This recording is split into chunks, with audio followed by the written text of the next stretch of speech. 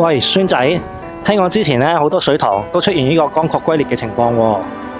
係啊，但我前排咧去河背水塘郊遊嗰陣，嗰度存水量仲係好充足，受到嘅影響其實就好輕微嘅啫。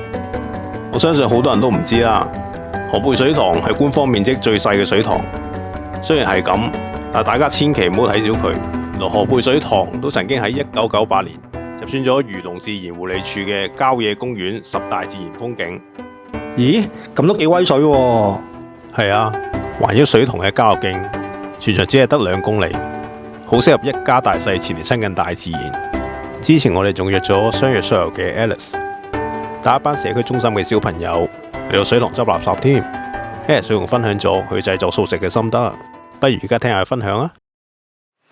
最初點解會學整素食，同埋素食有啲咩好處嘅咧？最初咧就係先生膽固醇高，咁咧就擔心佢唔夠均勻啦，同埋食唔到蔬菜，咁所以咧就諗住佢食多啲蔬菜啦。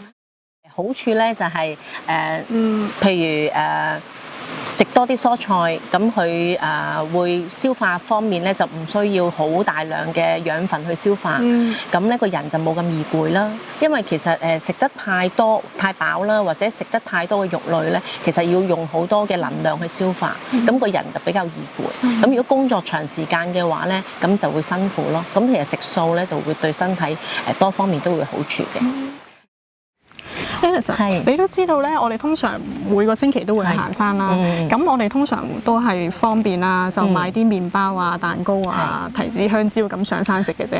你會唔會有啲素菜可以介紹俾我哋，可以方便整又但可以帶上山食嘅咧？有啊，呢啲咧我都係預先整嘅，好容易整。咁啊，介紹下俾大家先。咁呢一個咧就係雜菜湯啦。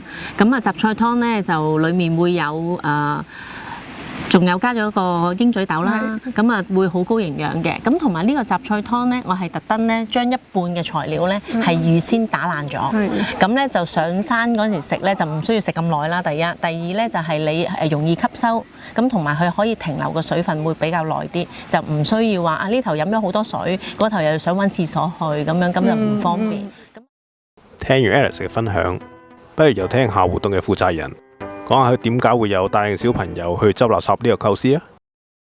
其實係帶一班年青人咧去做呢個郊遊徑清道夫咧，希望佢哋感受其實做一個清道夫上山執垃圾咧呢個感受。因為其實我哋身處喺而家我哋嘅香港咧，其實我哋愛惜自己嘅地方，首先最基本由自己做起啦。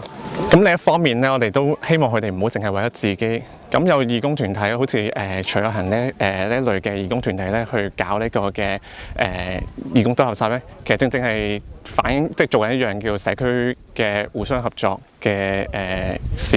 咁我哋都希望佢哋即係教育翻年輕人咧去做翻一個叫做即係社區精神。希望唔好淨係為咗自己，可以即係愛護翻大自然，同翻我哋即係保護翻呢個大自然一齊去做呢件事咯。其實大家享受大自然風景嗰陣，都可以嘗試做一啲小嘅改變，就好似我哋嘅嘉賓咁樣，一齊為我哋嘅自然環境出一分力。